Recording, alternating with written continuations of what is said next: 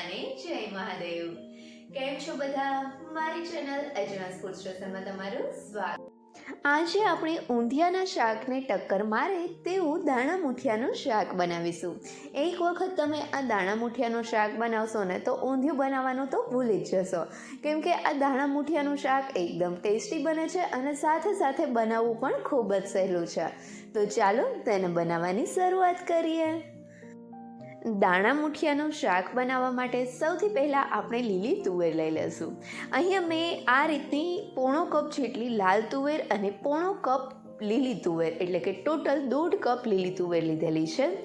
આ રીતની લાલ તુવેર બજારમાં ખૂબ જ ઓછી મળે છે, મારે ભાડિયેથી આવેલી છે. જો તમને લાલ તુવેર ના મળે તો બધી જ લીલી તુવેર લઈ શકો છો. લીલી અને લાલ તુવેર એમ કરીને ટોટલ 1.5 કપ જેટલી તુવેર લીધા પછી તેમાં તુવેર ડૂબે તેટલું એટલે કે અંદાજિત 1 કપ જેટલું પાણી ઉમેરીશું. ત્યાર પછી તેની સાથે અડધી ટીસ્પૂન જેટલી હળદર અને સ્વાદ પ્રમાણે મીઠું ઉમેરી પ્રેશર કુકરનું ઢાંકણ બંધ કરી પ્રેશર કુકરમાં ગેસની મીડિયમ ફ્લેમ ઉપર 3 વિસલ વાગે ત્યાર પછી ગેસની ફ્લેમ બંધ કરી લેશું અને આ રીતે આપણે તુવેરને બાફી લેશું. તુવેર બફાય ત્યાં સુધીમાં આપણે મુઠિયા બનાવી લઈએ. તો તેના માટે એક મોટા બાઉલમાં 1.5 કપ મેથી, તેની સાથે જ અડધો કપ જેટલી ધાણા ભાજી લઈ લઈશું. ત્યાર પછી તેમાં 1 થી 1.5 ટેબલસ્પૂન જેટલી આદુ મરચાં લસણની પેસ્ટ લેશું. અહીંયા લસણ ઓપ્શનલ છે, તમે ખાલી આદુ મરચાંની પેસ્ટ પણ લઈ શકો છો અને મરચાં તમારી તીખાશ પ્રમાણે વધુ ઓછા લઈ શકો છો. ત્યાર પછી તેમાં સ્વાદ પ્રમાણે મીઠું, 1 ચમચી જેટલું લાલ મરચું પાવડર, થોડો હળદર પાવડર, થોડો ધાણા જીરું પાવડર અને તેની સાથે જ મુઠિયાને મસ્ત ટેસ્ટ આપવા માટે 1 થી 1.5 ટેબલસ્પૂન તલ, 2 ટેબલસ્પૂન જેટલી દળેલી ખાંડ અને 1 થી 1.5 ટેબલસ્પૂન જેટલું તેલ ઉમેરીશું. તેલ ઉમેરવાથી આપણા મુઠિયા એકદમ સોફ્ટ તૈયાર થાય છે. લાસ્ટમાં 1 થી 1.5 ટેબલસ્પૂન જેટલો લીંબુનો રસ ઉમેરી આ બધા જ મસાલાને હાથ વડે સરસથી ચોળીને મિક્સ કરી લેશું. મુઠિયામાં ખાંડ અને લીંબુ ઉમેરવાથી આપણા મુઠિયા એકદમ ટેસ્ટી અને ખટમીઠા થાય છે.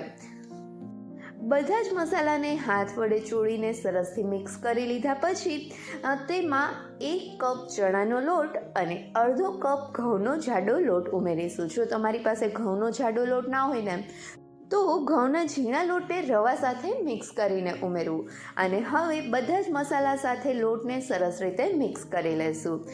આપણે મસાલાને લોટ સાથે સરસથી મિક્સ કરશું ને એટલે મસાલા અને લોટનું મસ્ત બાઇન્ડિંગ આવી જશે અને ત્યાર પછી તેમાં થોડું પાણી ઉમેરતા જઈ એકદમ કઠણ એવો લોટ બાંધીશું. અહીંયા એ વાતનું ખાસ ધ્યાન રાખવું કે પાણી ઉમેરીએ તે પહેલાં થોડો એવો ખાવાનો સોડા લઈ તેને પાણીમાં ઓગાળીને મુઠિયાના લોટમાં ઉમેરી દઈશું. સોડા ઉમેરવાથી આપણા મુઠિયા અંદરથી એકદમ સોફ્ટ બનશે અને ત્યાર પછી પણ ચમચી વડે જ આપણે પાણી ઉમેરવાનું છે, કેમ કે આ મુઠિયાનો લોટ બાંધવા માટે આપણે અંદાજે 2 થી 2.5 ચમચી જેટલા પાણીની જરૂર પડશે, કેમ કે આપણે મુઠિયાનો લોટ થોડો કઠણ જ બાંધવાનો છે. ઢીલો લોટ હશે ને તો આપણા મુઠિયા પરફેક્ટ નહીં બને. આ રીતે થોડો કઠણ એવો લોટ બંધાઈ જાય ત્યાર પછી હાથને આપણે તેલવાળો કરી લઈશું અને થોડો લોટ હાથમાં લઈ તેની નાની ગોળી તૈયાર કરીશું. અહીંયા મેં ગોળ ગોળી તૈયાર કરેલી છે. તમે ગોળની જગ્યાએ લંબગોળ ગોળી પણ બનાવી શકો છો. અને આ જો મુઠિયાની તમારે ડિટેલ રેસીપી જોતી હોય ને તો તેની રેસીપી લિંક નીચે ડિસ્ક્રિપ્શન બોક્સમાં આપેલી છે, જે જોઈને તમે પરફેક્ટ મુઠિયાની રેસીપી જોઈ શકો છો. આ રીતે બધી જ ગોળી તૈયાર થઈ જાય ત્યાર પછી બીજી સાઈડ આપણે તેલ ગરમ મૂકી દઈશું અને તેલમાં થોડો લોટ ઉમેરીને ચેક કરીશું. જો લોટ ઉપર આવે તો સમજવું કે આપણું તેલ ગરમ થઈ ગયું છે. તો બરાબર રીતે તેલ ગરમ થઈ જાય ત્યાર પછી તેલમાં સમાય તેટલી આપણે ગોળી ઉમેરીશું. જ્યારે આપણે તેલમાં ગોળીઓ ઉમેરીએ ત્યારે ગેસની ફ્લેમ હાઈ રાખવી અને ત્યાર પછી ગેસની મીડિયમ ટુ સ્લો ફ્લેમ ઉપર બધી જ ગોળીને તળીશું, જેથી કરીને ગોળી ઉપરથી મસ્ત ક્રિસ્પી અને અંદરથી સોફ્ટ રહે અને અંદરથી મસ્ત પાકી પણ જાય.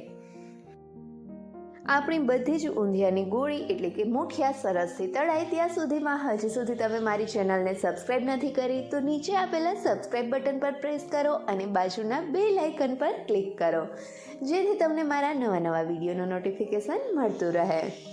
થોડીવાર ગેસની મીડિયમ ટુ સ્લો ફ્લેમ ઉપર મુઠિયાને તળ્યા પછી હવે અહીંયા જોઈ શકાય છે કે તેનો કલર ચેન્જ થવા લાગ્યો છે અને મુઠિયા ઉપરથી મસ્ત ગોલ્ડન કલરના અને ક્રિસ્પી થઈ ગયા છે. તો હવે આ મુઠિયાને તેલમાંથી કાઢી લઈ તેને એક પ્લેટમાં લઈ લેશું અને હવે આ જ રીતે બાકીના બધા જ મુઠિયા તળીને તૈયાર કરી લેશું. બધા મુઠિયા તળાઈ જાય ત્યાર પછી બીજી સાઈડ છે આપણે તુવેર બાફવા મૂકી હતી તે પ્રેશર કુકરમાંથી બધું જ હવાનું પ્રેશર નીકળી ગયું છે. તો હવે આપણે તુવેરને ચેક કરીએ તો અહીંયા જોઈ શકાય છે કે આપણી આ તુવેર સરસથી બફાઈ ગઈ છે. તો હવે તુવેરને સાઈડમાં લઈ લઈશું અને એક વાસણમાં શાકના વઘાર માટે 3 થી 4 ટેબલસ્પૂન જેટલું તેલ ગરમ મૂકીશું. અહીંયા જે તેલમાં મેં મુઠિયા તળ્યા હતા તે જ તેલ લીધેલું છે. તેલ ગરમ થાય એટલે તેમાં અડધી ટીસ્પૂન જેટલું આખું જીરું, અડધી ટીસ્પૂન રાઈ, અડધી ટીસ્પૂન વરિયાળી અને અડધાથી પોણી ચમચી જેટલા તલ ઉમેરી બધી જ વસ્તુને સરસથી સાતળીશું. અને જ્યારે તલ ફૂટતા હોય ત્યારે તેને ઢાંકી દઈશું જેથી કરીને તલ અને રાઈ ફૂટીને બહાર ના ઉડે. રાઈ અને તલ બરાબર રીતે ફૂટી જાય એટલે તેમાં 2 સૂકા લાલ મરચાં, 8 થી 10 મીઠા લીમડાના પાન અને થોડી હિંગ ઉમેરીશું અને તેને સરસથી મિક્સ કરી લઈ તેમાં આદુ મરચાં લસણની પેસ્ટ ઉમેરીશું. અહીંયા મેં નાનો આદુનો ટુકડો, 10 થી 12 લસણની કળી અને 2 લીલા મરચાં લીધા છે. મરચાં તમે તમારી તીખાસ પ્રમાણે વધુ ઓછા લઈ શકો છો. અને તેની સાથે જ થોડું બારીક સમારેલું લીલું લસણ ઉમેરીશું. અહીંયા જો તમારી પાસે લીલું લસણ ના હોય તો તેને સ્કીપ કરવું, પણ અત્યારે શિયાળાની ઠંડીમાં મસ્ત લીલું લસણ મળે છે તો તે જરૂરથી ઉમેરવું. અને હવે આ બધી જ વસ્તુને સરસથી મિક્સ કરી લઈને તેનો થોડો કલર ચેન્જ થાય ત્યાં સુધી તેને સાતળીશું. થોડીવાર પછી આ પેસ્ટનો થોડો ગોલ્ડન કલર થવા લાગે એટલે તેમાં બધા જ મસાલા ઉમેરીશું, જેમાં થોડું હળદર પાવડર, 1 ટેબલસ્પૂન અથવા તો ટીસ્પૂન જેટલો લાલ મરચું પાવડર, 1 થી 1.5 ટેબલસ્પૂન જેટલો ધાણા જીરું પાવડર, થોડો એવો ગરમ મસાલો. અહીંયા મેં બાદિયા અને તજનો ભૂકો ઉમેરેલો છે. જો તમારી પાસે એ અવેલેબલ હોય તો તે જ ઉમેરવો અથવા તો બાદિયા અને તજને લઈને તેનો ભૂકો કરીને જ ઉમેરવો. અને તેની સાથે જ 1 ચમચી ચણાનો લોટ ઉમેરીશું. ચણાના લોટથી શાકના રસામાં મસ્ત બાઇન્ડિંગ આવે છે. અને હવે આ બધી જ વસ્તુને સરસથી મિક્સ કરી લઈ અડધી મિનિટ જેવું બધા જ મસાલાને તેલમાં સરસથી પકાવી લેશું. અને ત્યાર પછી તેમાં બારીક સમારેલા લસણના પાન ઉમેરીશું. આ લીલા લસણના પાનનો ટેસ્ટ શાકમાં ખૂબ જ સારો આવે છે. અને ત્યાર પછી અહીંયા મેં ચોપરમાં 1.5 ટમેટાને ચોપ કરી લીધું હતું તે ટમેટાં ઉમેરીશું. અહીંયા તમે બારીક સમારેલા ટમેટાં અથવા તો ટમેટાની પ્યોરી પણ લઈ શકો છો. અને હવે આ બધી જ વસ્તુને સરસથી મિક્સ કરી લઈ ટમેટાં સરસથી પાકે અને તેમાંથી તેલ છૂટું પડવા લાગે ત્યાં સુધી તેને પકાવીશું.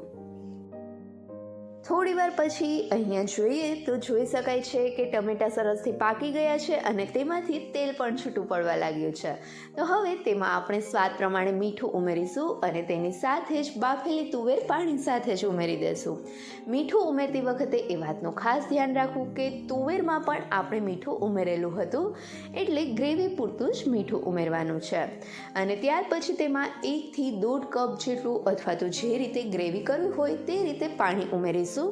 પણ આ સમયે થોડું પાણી વધારે જ ઉમેરવું કેમ કે હજી આપણે મુઠિયા ઉમેરીશું. મુઠિયા પણ થોડું પાણી એબ્ઝોર્બ કરશે. અને તેની સાથે જ શાકને થોડું ખાટું મીઠું કરવા માટે થોડો લીંબુનો રસ અને 1 થી 1.5 ટેબલસ્પૂન જેટલો ગોળ ઉમેરીશું. આ દાણા મુઠિયાના શાકમાં થોડી ખટાશ અને મીઠાશ ખૂબ જ સારી લાગે છે.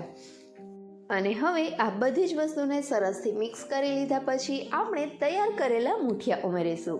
અત્યારે મેં જેટલા મુઠિયા બનાવ્યા છે ને તે બધા જ મુઠિયા ઉમેરી દઉં છું કેમ કે અમારા ઘરમાં બધાને દાણા મુઠિયામાં મુઠિયા ખૂબ જ ભાવે છે. જો તમારે વધારે મુઠિયા ના ઉમેરવા હોય તો થોડા મુઠિયા રાખી શકો છો અને જરૂર પ્રમાણે જ મુઠિયા શાકમાં ઉમેરી શકો છો. આ બનાવેલા મુઠિયા જો પડ્યા રહેશે ને તો તે નાસ્તામાં ખાવાની પણ ખૂબ જ મજા આવે છે. અને હવે તેને પણ સરસથી મિક્સ કરી લઈશું અને શાકને ગેસની મીડિયમ ટુ સ્લો ફ્લેમ ઉપર ઢાંકીને 5થી 7 મિનિટ માટે પકાવીશું, જેથી કરીને મૂઠિયામાં બધા જ મસાલા સરસ રીતે એબ્ઝોર્બ થઈ જાય અને મૂઠિયા મસ્ત સોફ્ટ થઈ જાય.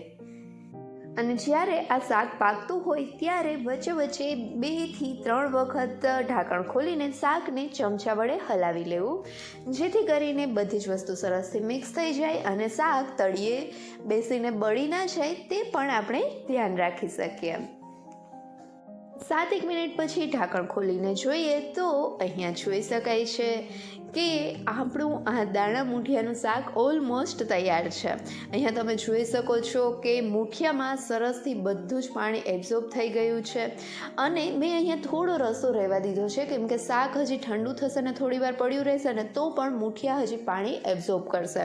એટલે જો આટલો રસો આપણે રહેવા દેશું ને તો જ્યારે આપણે જમશું ત્યારે માપનો રસો રહેશે. તો આપણું આ દાણા મૂઠિયાનું શાક તૈયાર થઈ ગયું છે. તો આ ગરમા ગરમ શાકમાં તમે થોડી ધાણા ભાજી સમારીને ઉમેરી શકો છો. આ રીતે ઉપરથી ફ્રેશ ધાણા ભાજી ઉમેરવાથી તેનો ટેસ્ટ ખૂબ જ સારો આવે છે. અને ત્યાર પછી આપણા આ ગરમા ગરમ દાણા મૂઠિયાના શાકને સર્વિંગ પ્લેટમાં સર્વ કરીશું. અહીંયા તમે જોઈ શકો છો કે આપણું આ દાણા મૂઠિયાનું શાક કેટલું મસ્ત બન્યું છે. ઊંધિયામાં જો તમારી પાસે બધા જ શાક ના હોય તો શિયાળામાં આ રીતે લીલી તુવેરની જગ્યાએ તમે કોઈ પણ લીલા કઠોળનો ઉપયોગ કરીને આ દાણા મૂઠિયાનું શાક બનાવી શકો છો અને તેનો ટેસ્ટ ઊંધિયાને પણ ટક્કર મારે એવો આવે છે. તો તમે પણ ઊંધિયાની જગ્યાએ એક વખત આ દાણા મૂઠિયાનું શાક જરૂરથી બનાવજો અને મને કમેન્ટ કરીને કહેજો કે તમને આ રેસીપી કેવી લાગી. જો રેસીપી ગમે તો વિડીયોને લાઈક કરજો અને તમારા ફ્રેન્ડ્સ સાથે શેર પણ કરજો. અને હા, મારી ચેનલને સબસ્ક્રાઈબ કરવાનું ભૂલતા નહીં. Thank you so much.